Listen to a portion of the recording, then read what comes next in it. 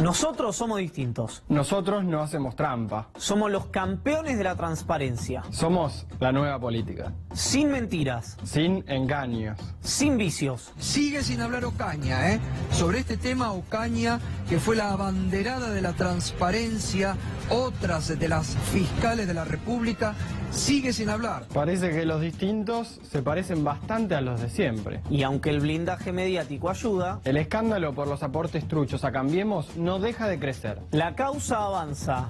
Hay cada vez más casos denunciados. Y cada nuevo dato empeora la situación del gobierno. Es tan burdo que me da vergüenza contarlo, porque es tan burdo que agarraron, dijeron, ¿qué hacemos? No se puede aportar más de 50.000 pesos. Y acá tenemos, no sé, 100 millones de pesos. ¿Cómo hacemos si ninguna empresa puede poner más de 50.000? Por suerte, estamos en feria judicial. Pero aunque esté de vacaciones, el fiscal Dilelo está perdiendo la paciencia. Ni la ANSES ni Desarrollo Social respondieron a sus preguntas. ¿Usaron las bases de datos del Estado para conseguir aportes truchos para Cambiemos? ¿Cómo que no me caen bien los pobres? Sí, te caen mal, sí lo digo. ¿Cómo que no me caen bien los pobres? Mira qué bien que me caen los pobres, que aún siendo muchísimos, no paro de trabajar para que cada vez haya más. Pero ahora se arregla todo. Se termina la angustia. Y se acaba la incertidumbre. Porque mañana llega ella. Ella es la flor más bella.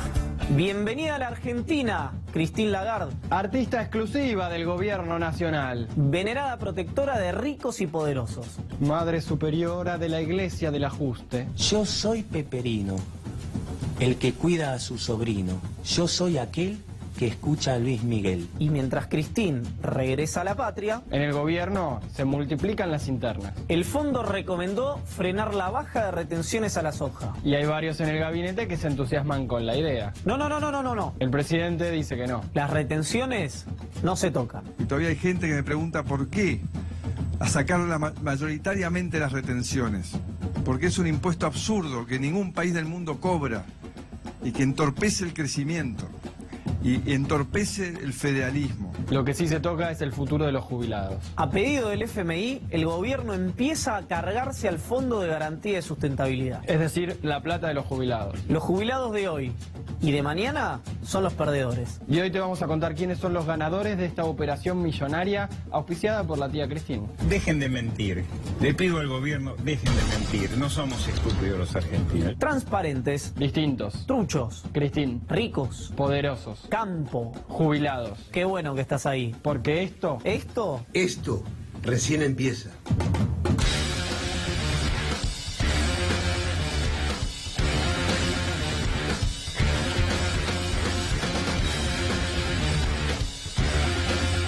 ¿Qué tal? Muy buenas noches, bienvenidos y bienvenidas a otra emisión de Esto Recién Empieza por la pantalla de C5N en un día muy pero muy movidito por el tema de los aportantes truchos a la campaña bonaerense 2017 de la coalición Cambiemos. Vamos a estar contándote cosas como el gobierno, cosas que pasaron y cosas que van a pasar porque el presente ya lo conoces. Darío Gani, ¿cómo va la cosa? ¿Cómo va? Gracias a todos por estar del otro lado. Hoy habló María Eugenia Vidal, habló el presidente Mauricio Macri. Se había preparado para hablar sobre el Fondo Monetario Internacional y para hablar un poco más de economía, dicen en su entorno. Lo cierto es que de lo que pidió el Fondo Monetario Internacional hay ganadores y perdedores. Vamos a repasarlos hoy porque aparte el Fondo Monetario Internacional advierte sobre otra corrida bancaria que se puede llegar a venir. 24 años del atentado a la AMIA. Diana Malamud va a estar con nosotros en vivo para hablar de un tema que parece generar cierta indiferencia en la sociedad argentina, en el círculo rojo, en el sistema, cuando no se trata de Nisman, cuando no se trata de tratar de volcar culpas en algunos espacios políticos. Así que va a estar acá Diana Malamud para contarnos a nosotros de primera mano cómo está viendo el juicio por encubrimiento, cómo está viendo el proceso, si cambió algo entre un gobierno y otro. Hay dos presidentes involucrados en esto. De todo esto vamos a estar hablando, expresidentes, una de ellas, con Diana Malamud el día de hoy. Y también está sentado ya para hablar con nosotros en Esto Recién Empieza el ex ministro de Economía Axel Kicillof. Para hablar de estos temas, porque aparte llega Christine Lagarde a la Argentina esta semana. ¿Quién llega? Christine Lagarde, ahí el nombre francés, la presidenta del FMI. De locos. Pero Fue un día muy complicado para el gobierno. Así es, Así que empezamos. se cargó a su primera funcionaria. No es sorpresa para nosotros y ya le vamos a mostrar porque arrancamos con la saga de los aportantes truchos a la coalición. Cambiemos en la campaña 2017.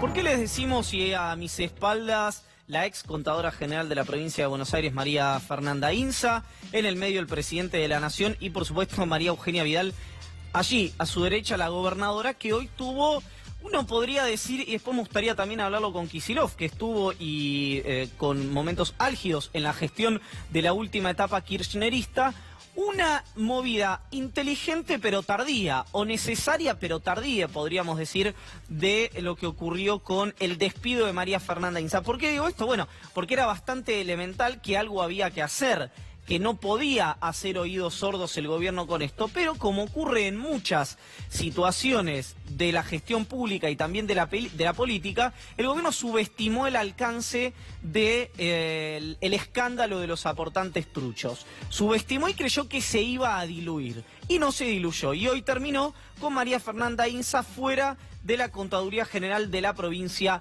de Buenos Aires. ¿Por qué les decíamos que no era sorpresa? Mire, yo le quiero contar...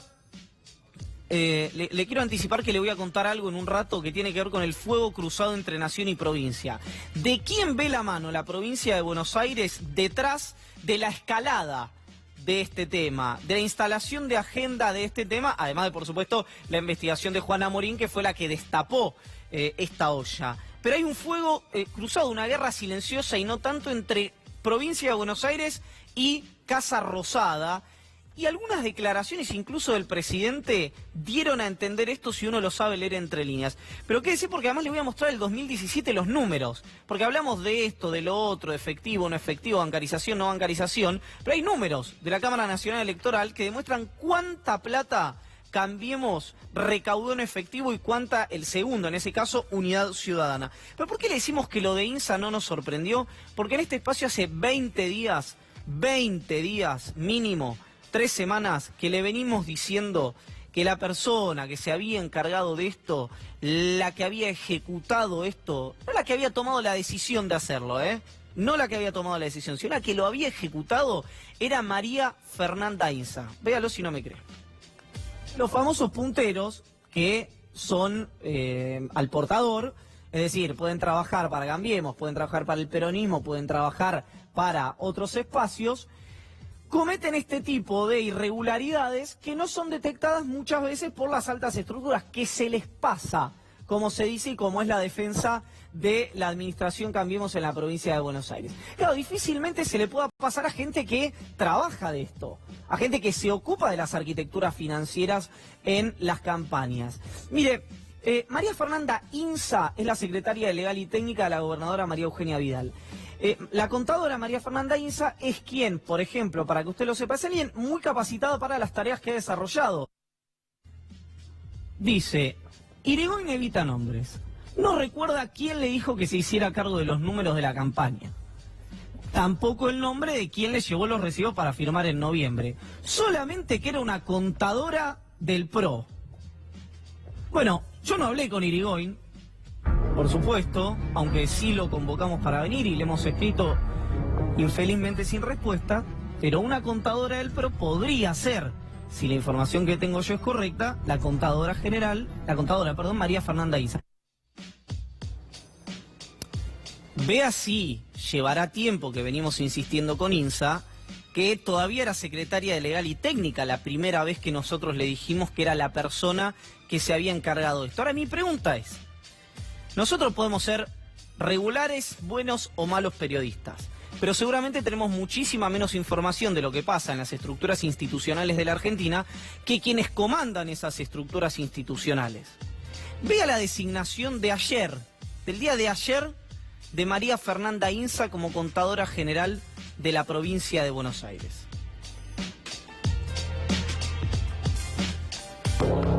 Acá está. Buenos Aires, miércoles 11 de julio de 2018, designación de María Fernanda Inza como contadora general de la provincia. Esto fue la semana pasada, cuando la designan a María Fernanda Inza y se oficializa en el día de ayer, y lo firma, por supuesto, la gobernadora de la provincia de Buenos Aires, María Eugenia Vidal.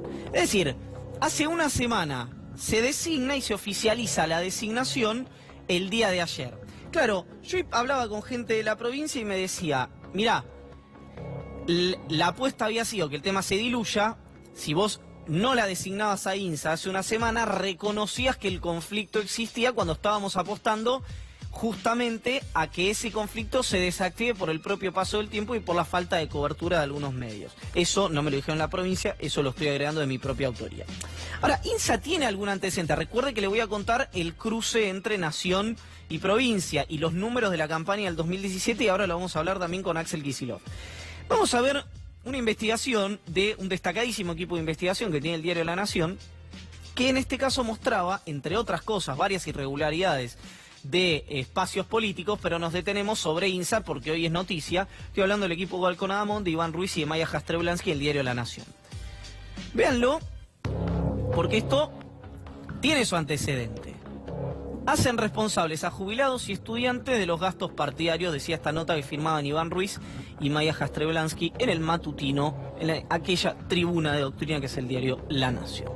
Los vericuetos sobre la ley de financiamiento no distinguen sobre colores partidarios. Cambiemos designó a 2 jubiladas como responsables económicas de la última elección presidencial. María Armanda Inza, 84 años, tía de la tesorera del PRO Fernanda Inza, y Estela Mari Sandoval, etcétera, etcétera, etcétera, que, como ustedes ven, no es noticia en este caso Sandoval, sino la tía de, en ese momento, la tesorera del PRO. Claro, hasta acá, lo que a lo mejor usted conoce, ¿no? Se está enterando por nosotros. Claro, acá hay 2 lecturas. ¿Qué dice la oposición? ¿Qué dice la oposición más crítica a Cambiemos, al gobierno de María Eugenia Vidal, al gobierno nacional del presidente Macri? Vidal no podía no saber. Eso es lo que dice la oposición. Vidal no podía no saber. Como yo no estoy seguro con qué posición acuerdo, por supuesto el gobierno de la provincia dice, no, claro que Vidal no sabía, porque el candidato o quien está en el Ejecutivo no está en las minucias de qué se hace con la plata que entra. Vamos, porque esta es una cuestión política, en la que francamente, por lo menos yo no tengo posición tomada, pero sí hay una resolución institucional y jurídica en esto, que es la ley de financiamiento de los partidos políticos, que por suerte, porque ahora hay como una nueva corriente en la Argentina, en la que no importa lo que diga la ley, no importa lo que diga la justicia, importa lo que opina cada uno de ustedes o lo que opino yo, y a mí francamente eso me genera cierto disgusto. Así que vamos a ir a la ley de financiamiento. Veamos lo que dice la ley de financiamiento de los partidos políticos, por favor.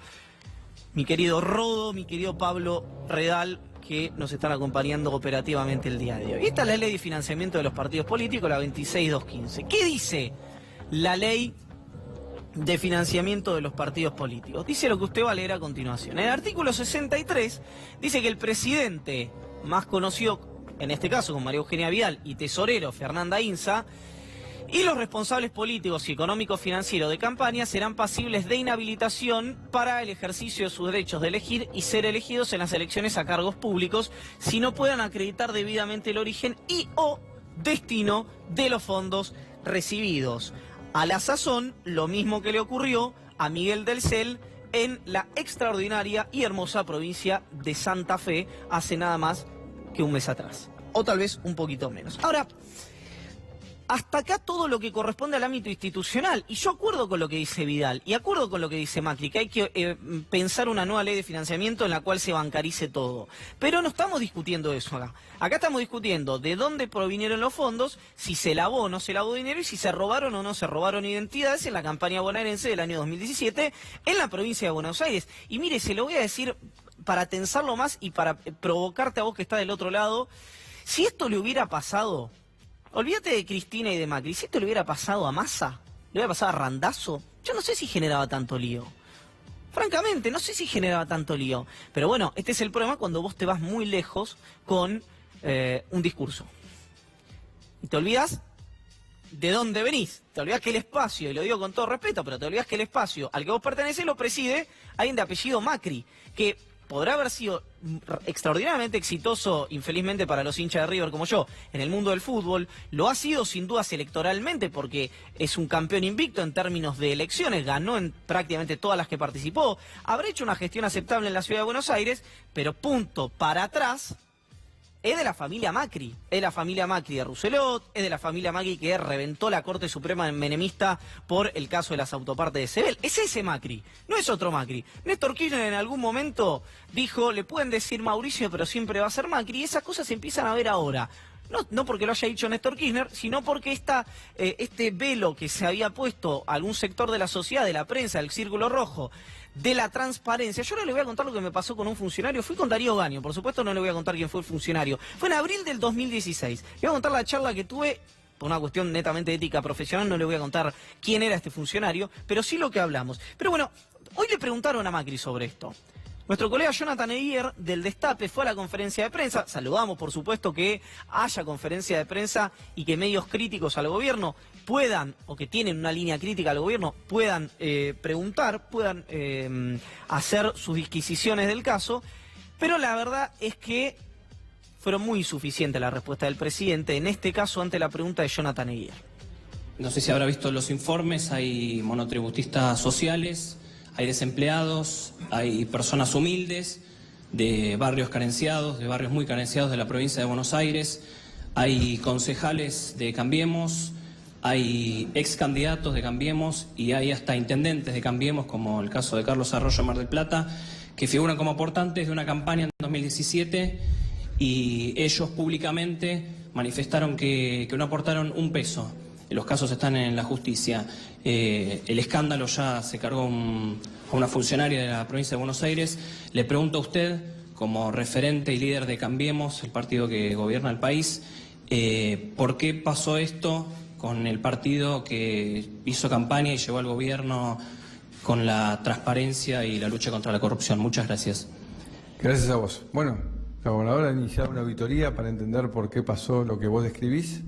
Tengamos un poco de paciencia y tiempo, y aparte creo que el juez Casanelo es el que está actuando, investigará, así que sabremos todos de qué se trata.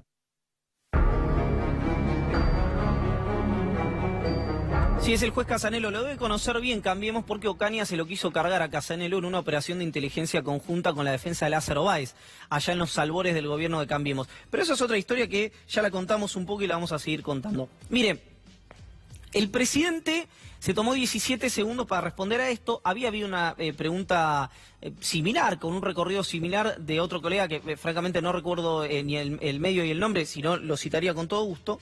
Porque Diego de Marco me dice, muchísimas gracias Rodo. ¿Por qué decimos que es insuficiente? Porque acá no se está discutiendo otra vez la bancarización o no bancarización, sino lo que le decíamos antes. Ahora, ¿sabe cuál es la palabra clave de todo lo que dijo Macri ahí? La palabra que por ahí usted no lo notó o la escuchó perfectamente y no le hizo ruido es la gobernadora. Macri circunscribe esto a un problema de María Eugenia Vidal. ¿Va a tolerar esto la provincia de Buenos Aires? Es una pregunta a la que por supuesto no tengo respuesta. ¿Pero por qué digo esto? No es caprichoso, no es un análisis que uno... Por supuesto es un análisis y todo análisis claramente tiene algo de capricho porque estamos intervenidos por nuestras subjetividades. Pero a lo que me refiero es... Ya ocurrió el domingo, pasó medio desapercibido, pero Jorge Lanata le entrevistó a María Elisa Avelina Carrió, la líder de la coalición cívica, que miren lo que respondió muy escuetamente, pero hacia dónde dirigió las responsabilidades Carrió de los aportantes truchos a la campaña bonaerense del año 2017. Queremos que haya elecciones no violentas, que sean pacíficas, que sean disputadas, que haya transparencia en el financiamiento de campaña, cosa que en Capital se logró, en otros lugares no. En provincia viste que hay un quilombo serio con eso. Así es. Impresionante, ¿no? Pero dice, en la ciudad lo hicimos bien, en la ciudad no hubo problemas, algo parecido. Y la Nata le dice, bueno, pero en provincia sí, dice Carrió. En un momento dijo, confío en tal o en cual, estoy seguro se van a poner las explicaciones correspondientes, etcétera, etcétera, etcétera. Claro, ¿qué pasa? Cuando no hay, no sé si decir la palabra doctrina, o no hay un proyecto político detrás, sino solamente un proyecto de poder, Cuando viene la mala, ocurren estas cosas. Todos empiezan a abrir los brazos y decir, no, yo la verdad ni idea. Bien, recién alguien del gobierno me decía por WhatsApp, acá te tiran por la ventana en 1 minuto. ¿Por qué? Porque hay algunos que sostienen que este recorrido de la causa en la que seguramente se termine citando indagatoria a María Fernanda Inza, algo que todavía no ocurrió, quédese atento, porque ya le anticipamos quién era el responsable o la responsable en este caso para la política. Bueno, la información que tengo yo es que la causa va a avanzar y va a ser citada indagatoria a la contadora Inza. Ahora, que no se corte el hilo por lo más delgado. Ahora le voy a contar a quién apuntan en Casa Rosada desde provincia de Buenos Aires, pero vamos hacia el 2017, vamos hacia atrás un poquito y en instantes conversamos con Axel Kicillof. Vamos hacia atrás sobre los aportes de las dos principales fuerzas de la provincia de Buenos Aires. No es arbitrario, esto es el primero y el segundo. Vamos a ver Unidad Ciudadana, empecemos con el que menos impacto tiene en razón de que fue derrotado, o derrotada la fuerza, o derrotade, como se dice ahora, en la campaña del 2017. Mire. Déjalo ahí, por favor, Rodo, Pablo, querido. Transferencia bancaria, 2.500 pesos. Transferencia electrónica, 2.500 pesos. Transferencia bancaria, 7.385.150 pesos. Especie, me queda un cachito ahí para que ustedes sepan de qué estamos hablando. Especie es cuando, no sé, te pagan en impresiones de boletas, en volantes, en logística, etcétera, etcétera, etcétera. Digamos, lo que no es dinero, lo que no es fungible en términos de guita. El efectivo, 396.000 pesos con 396.000 pesos, sí, 200. Y por depósito bancario, 9.394.440 pesos, 10.000 pesos por cheque. Hasta acá, déjalo ahí, tiene que ver con la distribución. Estos son datos, no sé si se ve abajo, de Juan Pablo Ruiz Nicolini, el tucumano, el Tucu, con el cruce de datos de la Cámara Nacional Electoral. Son datos oficiales, no son datos partidarios estos, son datos de la CNE. Vamos ahora a ver si ustedes están de acuerdo, y acá es donde me parece que hay un eje bien interesante para ver cómo fue este mismo recorrido de quien ganó las elecciones en la provincia de Buenos Aires, quien resultó triunfador, que fue la coalición Cambiemos. Mira, acá está. Cheque 100.000 pesos, depósito bancario 1.231.000 pesos, 400. Transferencias bancarias 8.574.000 pesos y en efectivo 76 millones de pesos. Les reitero, la plata en efectivo que recaudó la campaña de Graciela Ocaña y Esteban Bullrich en la provincia de Buenos Aires fue en efectivo 76 millones de pesos, y es acá donde está, por llamarlo de alguna manera elegante y no editorializada, la zona gris de la que estamos conversando en este momento. Hoy se agregaba el dato también que el propio Mauricio Macri te había tenido un aporte en su momento de 2 millones de pesos en efectivo, pero también el artículo 28 de la ley 26.215 habla de la bancarización. Por eso, si el gobierno dice que a partir de ahora se va a tener que bancarizar, bueno, se va a tener que montar sobre una ley que ya existe, ¿no, Iván? Exactamente, porque ahora la ley, y es absolutamente pertinente lo que dice Nerio, ya te permite bancarizar. Claro, no te obliga, no dice todos tienen que ser bancarizados, pero si vos lo querés bancarizar, lo podés bancarizar. No es que si vos haces una transferencia bancaria o haces el depósito en el banco y dices, no, señor, no, yo no se lo permito. Pasa que el gobierno, en la campaña, fueron 76 millones de pesos en efectivo. Y vamos a las preguntas que a mi criterio son las que se quedaron sin respuesta al día de hoy. Que tienen que ver con de dónde salió la información, por qué aparecen esos nombres y no otros. Déjalo un segundo acá. ¿Qué quiero decir con esto? ¿Por qué monotributistas sociales, desempleados, argentinos y argentinas que perciben planes sociales, son los que figuran aportando menos dinero, y mientras escalan los ingresos se aporta más dinero? ¿Hubo un cruce de datos del Estado? Bueno, da la sensación que sí, eso es robo de identidad, es un delito penal, no es electoral. Punto número 2. ¿Qué dicen los comprobantes de donación en efectivo? ¿Quién los firmó? Miren, yo se los voy a contar de una manera rauda y para que lo entendamos todos nosotros, cómo es que vos depositás dinero para una campaña. Yo voy y dono 1.000 pesos a la campaña de Cambiemos en efectivo. El apoderado me tiene que dar un papelito que dice que yo lo doné, me firma uno y yo le firmo otro. Eso el apoderado lo presenta a la justicia electoral y dice, Iván donó 1.000 pesos, acá está. Acá lo que está pasando es que hay gente que dice que figura aportando porque Cambiemos presentó ese papelito. Ese papelito lo tiene la justicia electoral. ¿Qué dice ese papelito? Estaría bueno que la justicia electoral, no sé si es la Cámara Electoral, la justicia electoral, después lo vamos a averiguar bien, muestre ese papelito. Y por último, obviamente, si ese dinero no salió de los aportantes, ¿de dónde salió ese dinero? Sobre todo de los aportantes que vimos que vivían en casas muy humildes, en barrios muy carenciados y que claramente no salía de sus propias arcas, ¿no? Exactamente. ¿Ya está Axel Kicillof con nosotros? Axel, ¿cómo impacta todo esto en la política? No, me parece que es un escándalo inmenso. Es un escándalo inmenso porque tiene varios condimentos, más allá de que muchas veces se ha hablado de aporte de campaña. Primer condimento, es una investigación donde encuentra muchísimos testimonios de gente que dice yo no aporté. Muchísimos. Muchos de ellos, otros no, se animan a decirlo incluso televisivamente.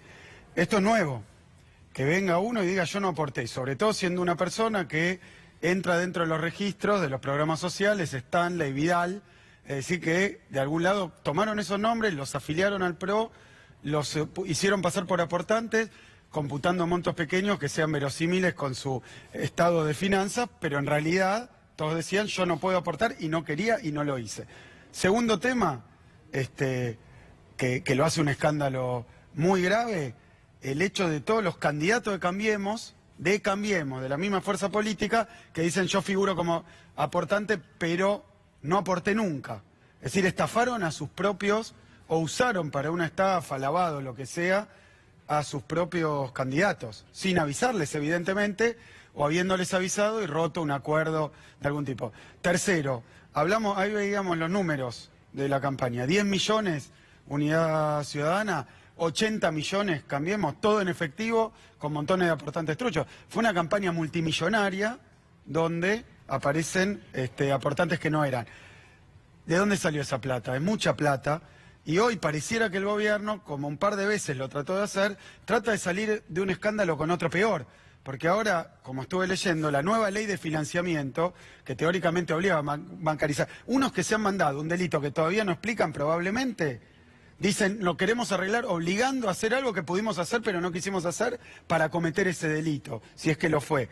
Entonces la verdad que es escandaloso, pero permitiría, y esto es lo otro, aportes de empresas.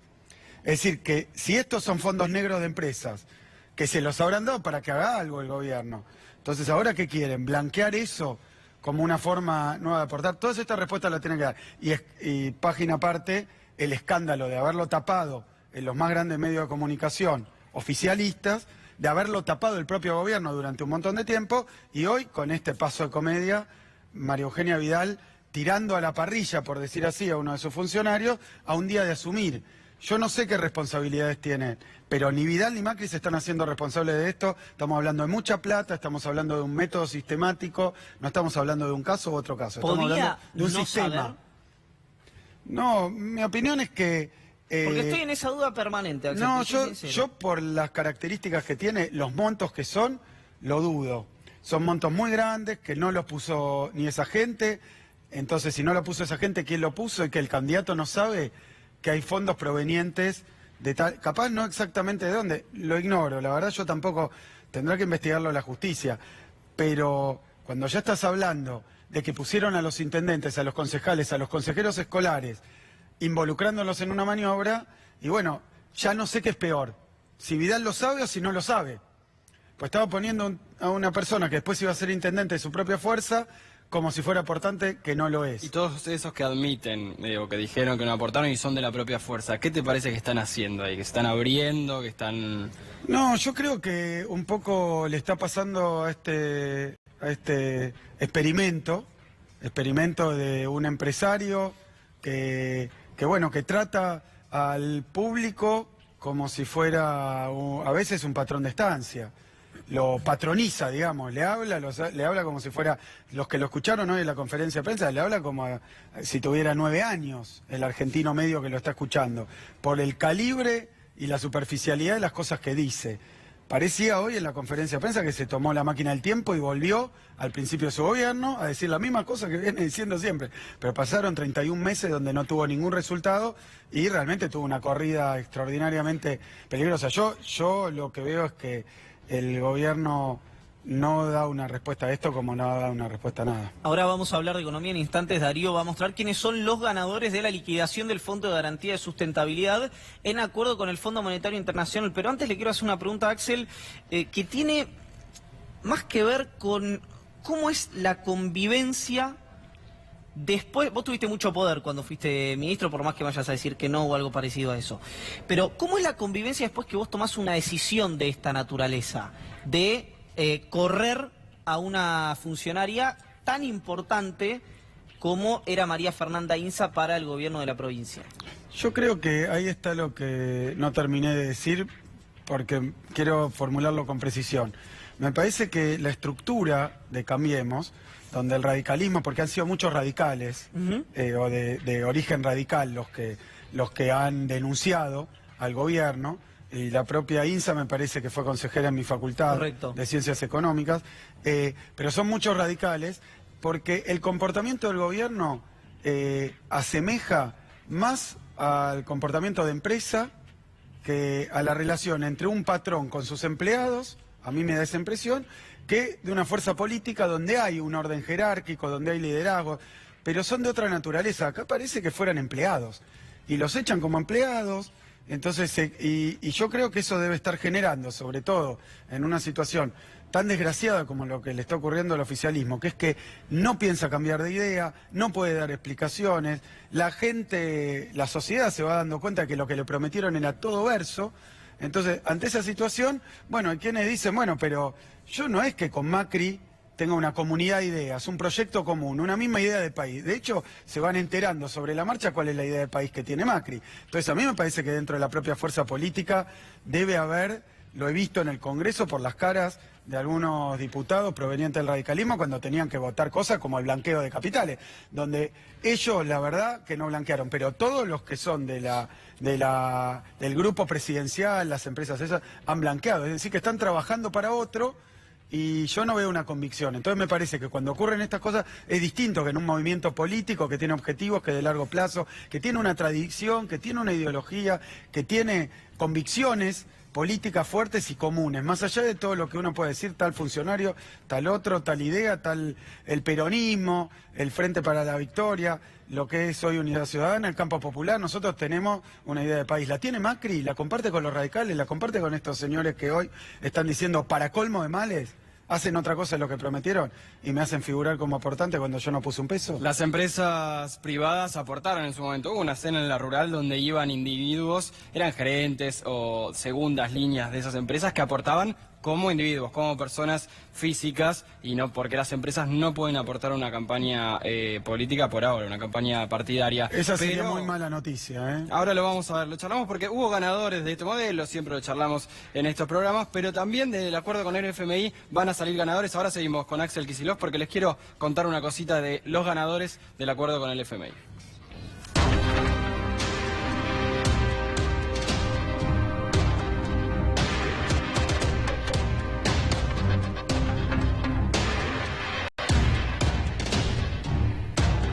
Se va a liquidar el FGS, que es la plata que tiene la ANSES y que después de lo que fue la estatización de las AFJP, se quedó con acciones en varias empresas. Eso es lo que está buscando Cambiemos desde el primer día y sería dinamitar el colchón con el cual se le puede seguir pagando a los jubilados en el futuro para pagarle, por ejemplo, ahora la reparación histórica que fue parte de ese blanqueo en 2016. Ese blanqueo que fue tan criticado, pero en el medio estaba, obviamente, el pago a los jubilados. Ahora, hay más de 3 millones de jubilados que hoy cobran la mínima, alrededor de 8.200 pesos va a ser a partir del próximo mes, y que van a tener problemas en el futuro. Y por eso Cambiemos va a proponer una reforma previsional, hay que ver si le da la espalda política, para cambiar y volver para atrás en lo que tiene que ver con el sistema previsional. Pero hay ganadores de esto, porque las acciones que tiene el FGS o que tiene el ANSES, el Fondo de Garantía de Sustentabilidad,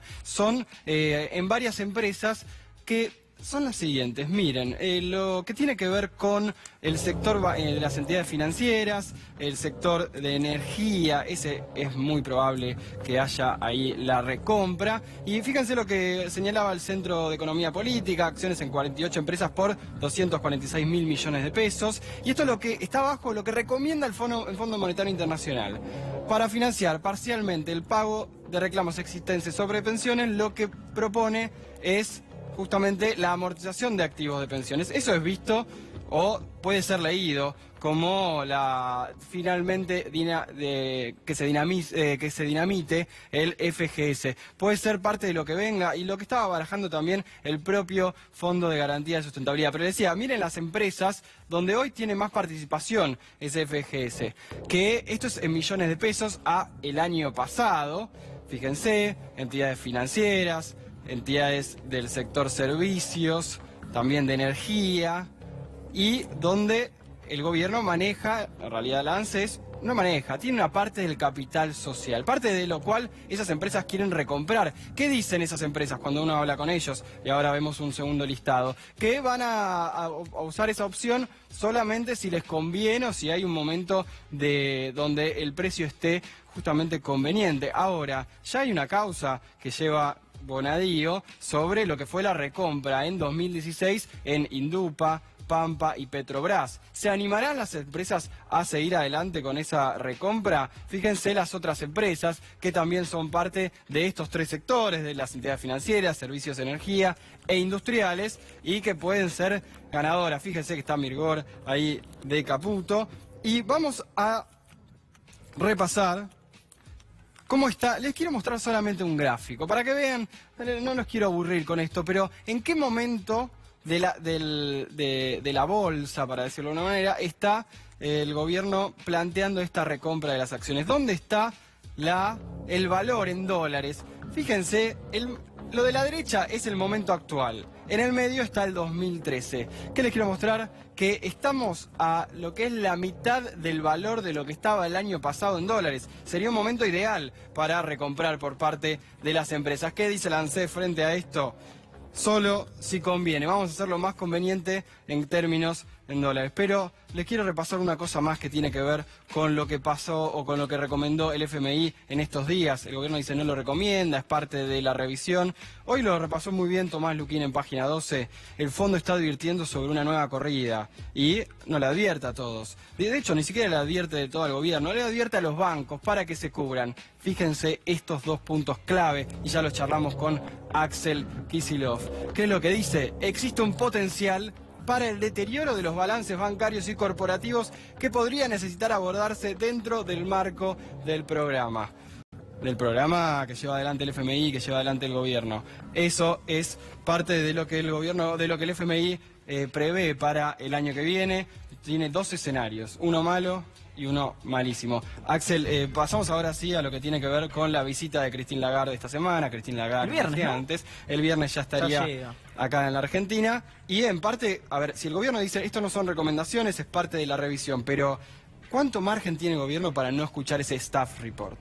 Mira, yo creo que, en primer lugar, desde que se produjo la corrida, una corrida a la que vuelvo porque estuvo no pésimamente manejada, fue de lejos la peor manejada de la historia.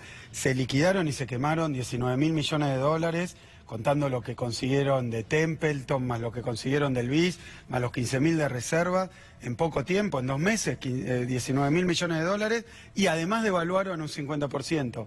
Y además tuvieron que poner la tasa en 47, que además da gracia porque hoy decía un éxito, bajaron la tasa de 47 a 46,5. O sea que cuando sube a 20 puntos, cuando baja de a medio. Ahora, desde que ocurre esa corrida y Macri anuncia que va a ir al fondo, empieza algo así como el huevo podrido. Empieza Macri tratando de enchufarle a alguien el ajuste que está arreglando con el fondo. Y se ve que cruje dentro de la propia alianza o bloque de poder. ¿Por qué? Porque primero dicen los ojeros, con las retenciones no. Con las retenciones Macri no. Después los petroleros.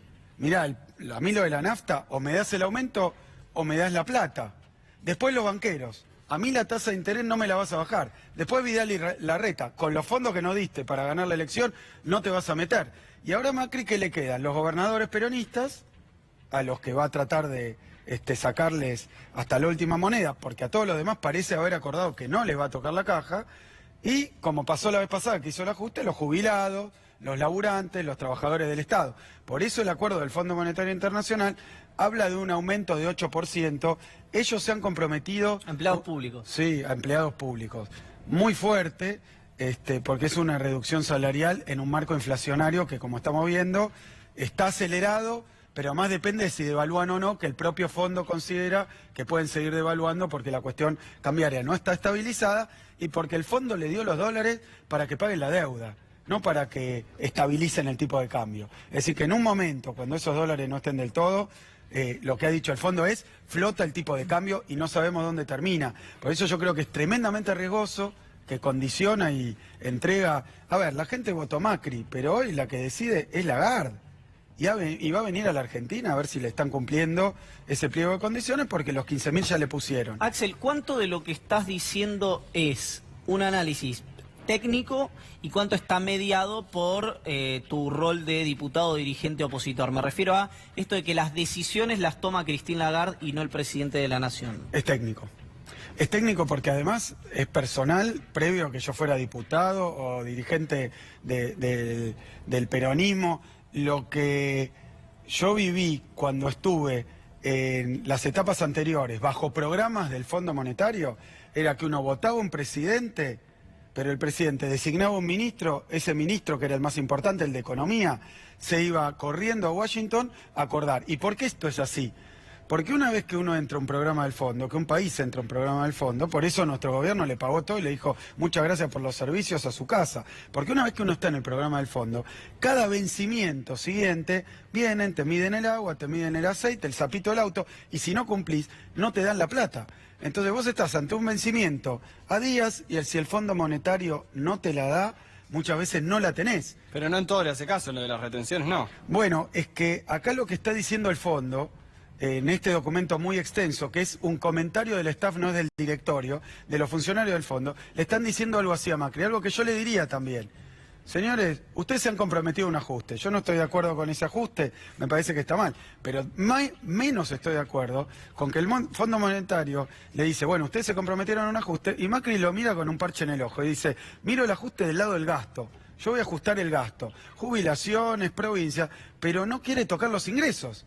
Entonces, es un gobierno que ha venido reduciendo los ingresos para favorecer a sus socios. Por ejemplo, lo ha hecho con las retenciones, lo ha hecho con la baja de impuestos de determinados impuestos, lo ha hecho, si vos querés, con bienes personales, lo ha hecho con el blanqueo, es decir, a los propios no le quiere cobrar impuestos. Entonces, lo que le dice el Fondo Monetario es, para terminar con un déficit, hay dos medidas. O bajar el gasto o subir los ingresos. Si usted se encarama en esa idea de seguir bajando los ingresos, y esto quiero que explicarlo para que entienda todo el mundo. Seguramente todos los que me escuchan saben que viven peor, que tienen menos plata que antes, que tienen menos recursos que antes. Entonces uno dice, ¿qué pasa? ¿Se comprimieron los recursos de la Argentina? No. La torta no es más chica que en 2015. Es más o menos del mismo tamaño. Entonces lo que cambió es que quién se lleva la parte más grande de la torta. Eso ha sido el gobierno de Macri, una redistribución furibunda de los ingresos. Un banquero, un financista, sin hacer nada, pone la plata, 46% del EVAC. Ahora, uno hace una inversión productiva, una pyme, lo que sea, y no tiene un 46%. Uno labura y no tiene un 46% sobre los recursos que tenía.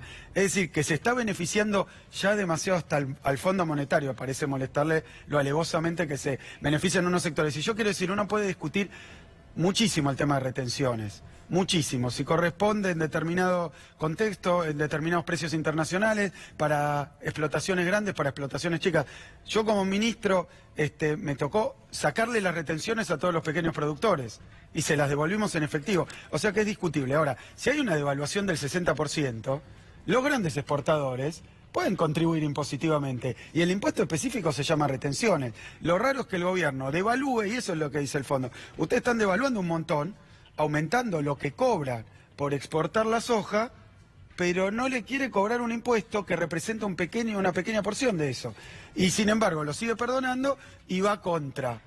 Y los sectores que menos tienen. Es Axel, muy injusto. Vamos a escuchar al presidente, porque hoy habló Mauricio Macri sobre inflación. Sí. Última etapa del reportaje con Axel Kicillof a propósito de la inflación que se viene. ¿Es posible bajar 10 puntos de cara al año que viene? ¿A qué costo? Escuchamos la conferencia de prensa de hoy de Mauricio Macri. Porque la inflación es realmente lo que más castiga a los que menos tienen, al trabajador, es lo que castiga a las pymes, es lo que castiga la inversión.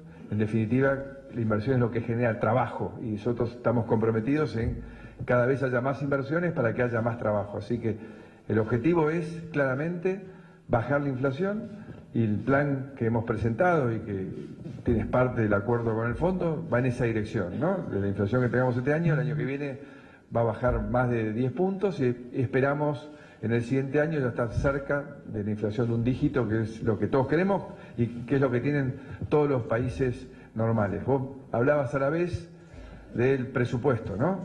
Que claramente acá hay una realidad que hace a la inflación, que hace a la fragilidad que ha tenido la Argentina y por eso la tormenta nos costó lo que nos costó, es que tenemos que dejar de tener un Estado que gasta mucho más de lo que nosotros pagamos de impuestos. Y porque además ya hemos dicho, no podemos pagar más impuestos, porque cada vez que pagamos impuestos son consumos necesarios de muchos argentinos que no se pueden realizar. ¿Cuánto espacio hay en el bolsillo del argentino para seguir aguantando si no baja 10 puntos la inflación? No, este gobierno no solo tiene inflación, tiene algo peor, una vocación porque los salarios crezcan por debajo de la inflación. Ha trabajado intensamente, ha roto paritarias ya cerradas, ha hecho todo para que los salarios se atrasen con respecto a la inflación. Por eso yo hablo de una redistribución del ingreso, porque si el salario cae en términos reales, alguien le va a parar esa plata. Eso es lo que viene a hacer Macri. Son grandes mentirosos. ¿A qué costo? ¿A quiénes son grandes mentirosos? Los que nos gobiernan hoy, grandes mentirosos. Hoy Vidal también la veía. Es sistemático, tienen un guión, se les nota y los resultados no son nunca los que ellos anticipan porque están trabajando de otra cosa y para otros sectores. ¿A qué costo, Axel, para terminar, podría bajar 10 puntos la inflación de cara al año que viene?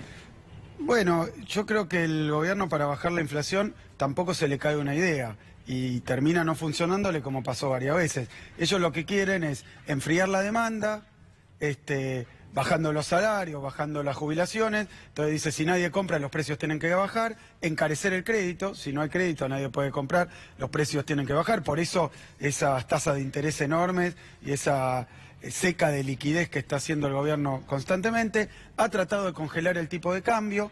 Ha abierto las importaciones para que entren productos importados, con la idea de que entrando productos importados, en una teoría que en Argentina no ha funcionado nunca, van a bajar los precios internos. Es no decir, al mismo tiempo que la devaluación.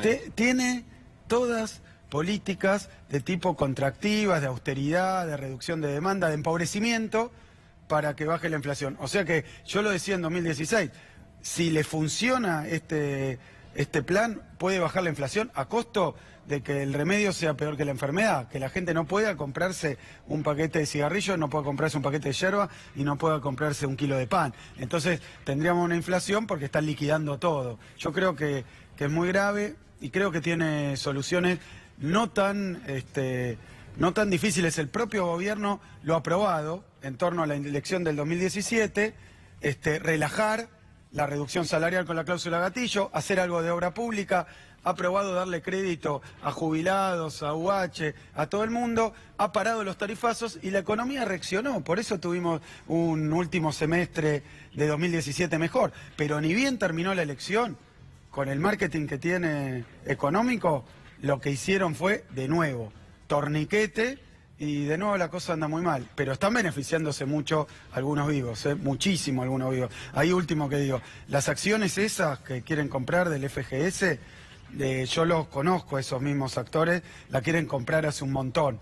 No vaya a ser que quieran colar en esto un negociado del siglo de recompra de acciones por parte de los grupos económicos que se beneficiaron, vendiéndosela a las FJP y ahora comprándolos a precio barato. Eso va a tener cola judicial, ¿eh? Gracias, Axel.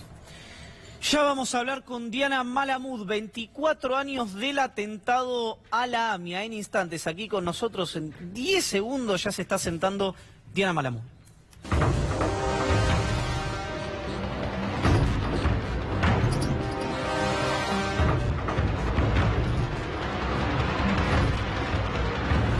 Diana, gracias por venir primero. Gracias a ustedes. Lo decía casi como una suerte de catarsis al comienzo del programa, que parece tener el atentado cuando no involucra réditos políticos, indiferencia de parte del sistema o de la sociedad, mismo del periodismo. ¿Sienten eso ustedes o estamos mal rumbeados cuando lo pensamos de esa manera? No, en realidad el atentado a la AMIA generalmente no ha dado rédito político y no ha dado votos tampoco, salvo cuando a algunas lumbreras se les ocurre hacer uso y abuso político de la causa AMIA. Por supuesto, nada de esto tiene que ver con el esclarecimiento del atentado, ni con la búsqueda de verdad, ni con la búsqueda de justicia. Tiene precisamente que ver con manejos oscuros que se han dado a lo largo de 24 años, lamentablemente, y resultados a la vista de esto. 24 años, no tenemos un solo culpable preso en la causa AMIA. Aún no sabemos quiénes pusieron la bomba en la AMIA. ¿Por qué estos resultados, esta falta de resultados? Bueno, esta falta de resultados no es casual, ha sido una decisión política también de los gobiernos, en particular el gobierno del expresidente Menem.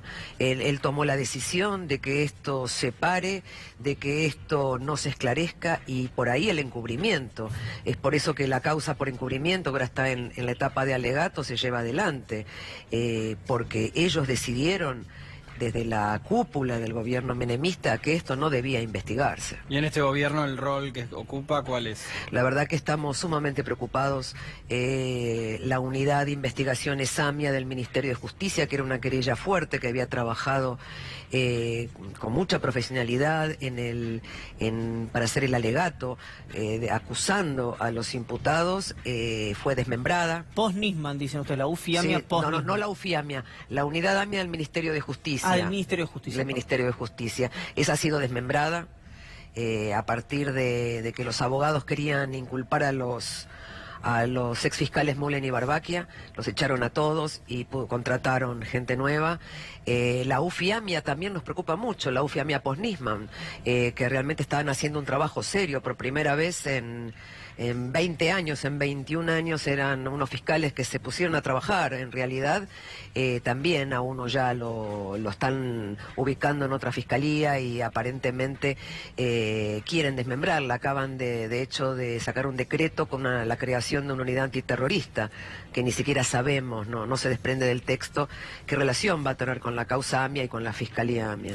Ahora, Diana, hoy corregime si estoy equivocado, pero porque estaba en la radio entrando y saliendo, lo escuchaba Agustín Esbar de AMIA criticar el rol de la UFI-AMIA post-Nisman. ¿Por qué hay diferencias en esto, si es que te estoy preguntando algo que se puede abordar? Sí, claro, lo que pasa es que no es sorprendente. Uno dice, la causa AMIA siempre sorprende, ¿no? Algún día a lo mejor nos deja de sorprender el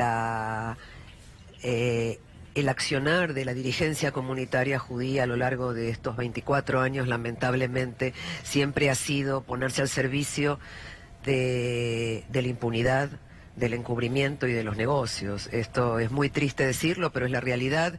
Y cuando Esbar, la AMIA en particular, que nunca ha hecho ninguna crítica para ninguna otra fiscalía en tantos años, realmente hacerlo en este momento es porque evidentemente están trabajando por el rumbo que a ellos no les gusta, y es el rumbo del esclarecimiento. La falta de consenso político también se refleja en esto más que en otros puntos. ¿Se puede abogar por un consenso político en esto? Es difícil porque acá estamos de una vereda los que queremos verdad y justicia y no tenemos compromisos con nadie, y están los otros que tienen compromisos, que hacen negocios, que inventan cosas, que hacen causas truchas, que están en otras causas, y bueno, es difícil tener consenso. Diana, hay dos expresidentes, en realidad un expresidente y una expresidenta, investigados por el encubrimiento. ¿Son situaciones equiparables?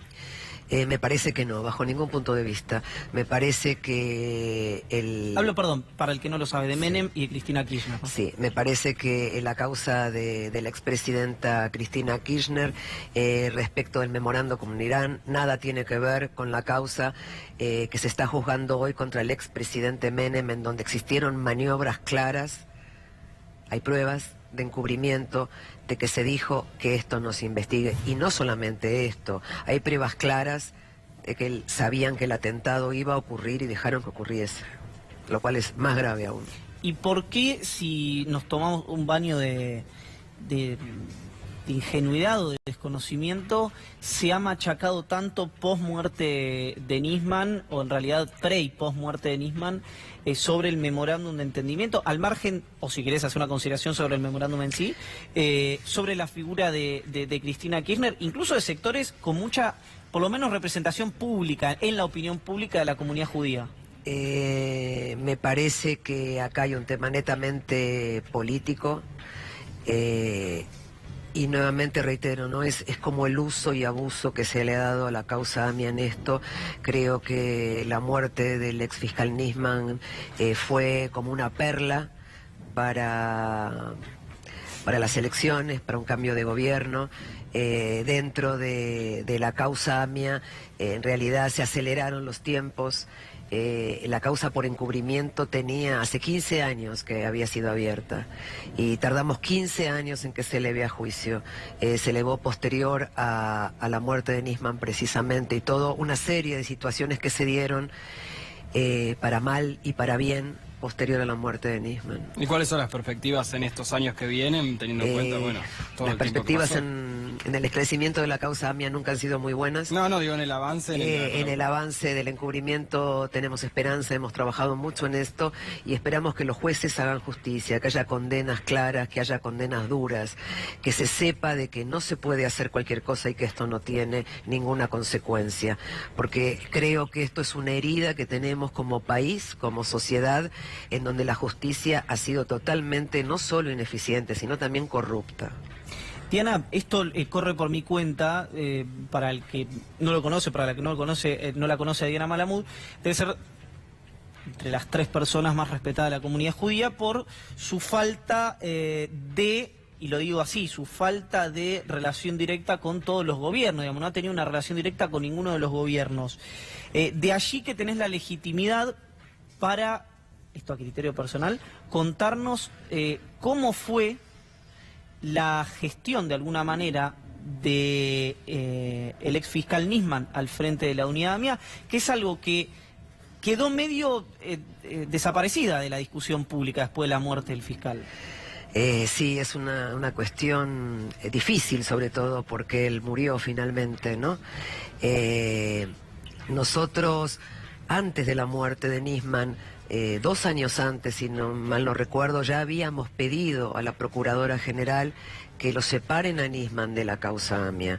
Nosotros veníamos haciendo críticas de la causa AMIA. La causa AMIA, durante la gestión de los exfiscales Mullen y Barbacchi a cargo, y después de cuando queda Nisman a cargo, que fueron muchos años, 10 años de Nisman, la causa no avanzó absolutamente nada.